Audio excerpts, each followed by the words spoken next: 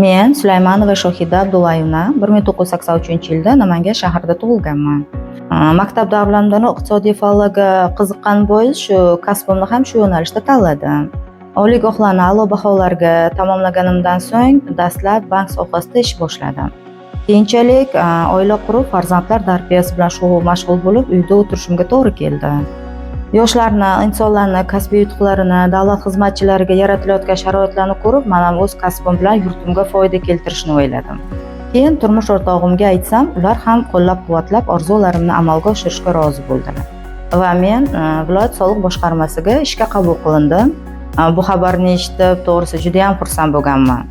Mana viloyat soliq boshqarmasida 2 yildan buyon faoliyat yuritib kelmoqdaman.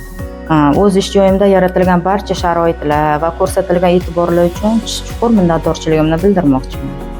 Ikkinchi guruh nogironligimga qaramasdan, bu yerda men o'zimni to'liq qiymatli xodim sifatida his qilaman.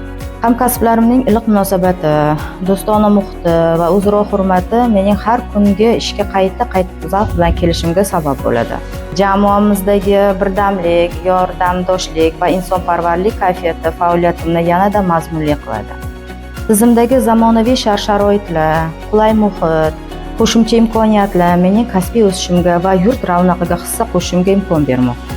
Bunday e'tibor va imkoniyatlar insonning o'z-o'ziga ishonchini mustahkamlaydi, yanada faol, sermahsul ishlashga ruhlantiradi.